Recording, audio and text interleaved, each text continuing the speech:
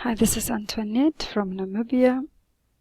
I'm very tired today. I had 4 back-to-back meetings and 2 consultations. But nevertheless, I came across week 5, the 6 food groups in our course practice area. I have actually noticed that we have 2 week 5s, so I don't know if I should correct it. What I would like to correct is the statement of our objectives that we have here. I changed the statement. It just stated objectives, so I changed it to, at the end of this topic, students should be able to demonstrate an understanding of the food groups by categorizing foods in the proper area. Now, I would like to focus on the second, what is supposed to be an outcome, but is actually not an outcome, it's an activity, and just explaining briefly what my understanding of an outcome is and what my understanding of an activity is. Now, first of all, it is common, especially in our institution, for faculty members who do not have an education background. In other words, they come from industry, they don't know anything about pedagogy, about Robert Garnier's event of instruction, and they do get confused between objectives and or outcomes and activities. I think to clarify the misunderstanding between the two is to think of objectives as representing the ends of instruction and activities representing the means to these ends. So my understanding is that an outcome describes a skill or an attitude that students will be expected to achieve at the end of a topic or a lesson, and in contrast to that, an activity is the learning experience in which students participate for the purpose of attaining the objective. So in this instance here, this is clearly an activity, and I would like to change this activity. I've also noticed that the first outcome states that students should demonstrate an understanding of the food groups by categorizing food in the proper area. Then the second one says, given the 6 food groups in the food pyramid, each student will be given 20 pictures of food and asked to place them under the correct category without errors. Right? So I think the first one should be demonstrate an understanding of the food groups by categorizing food in the proper food group. Right? And this one. So please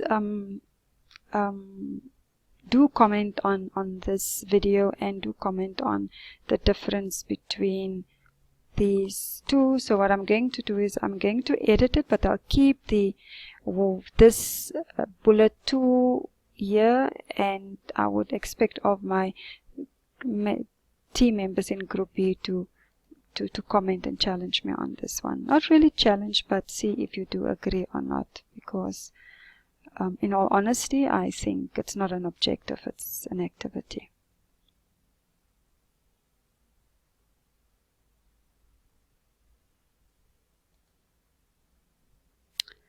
Again, as usual, I'm singing the same tune over and over, that our internet is extremely slow.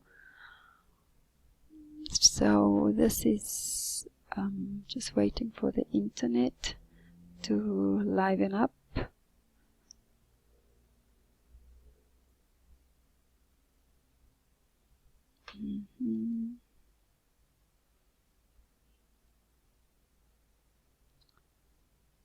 If I refresh, which I did, oh, I'm not going to lose this page.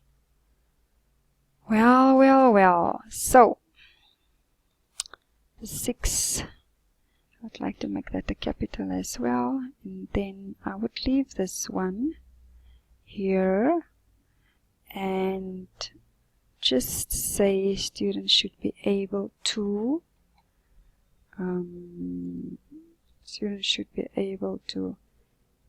categorize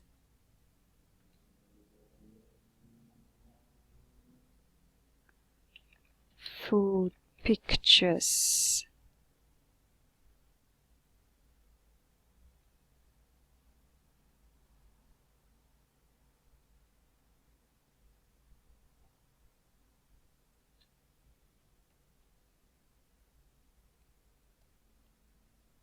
or places in action, food pictures,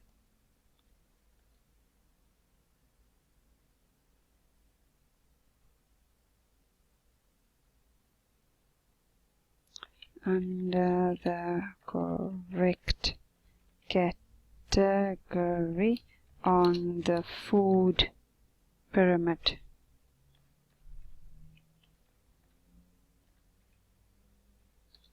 And this one, in my opinion, there we have just a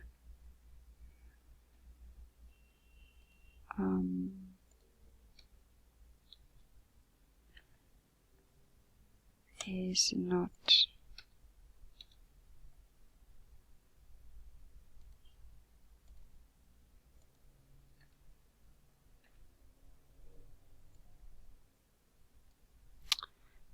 it's not a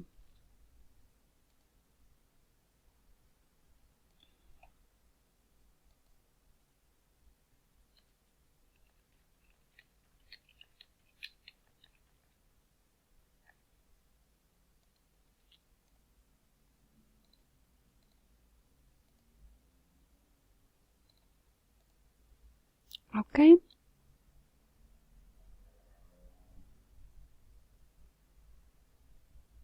Place food pictures under the correct category on the food pyramid. Then demonstrate an understanding of the food groups by categorizing food in the proper food groups.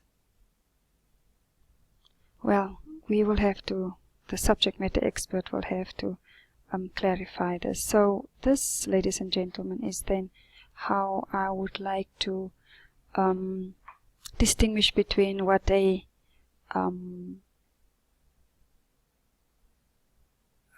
outcome is and what an activity is. So please do give feedback on this one. I know this is content related in terms of instructional design, but I found it necessary to explain to you. Well, cheers for now.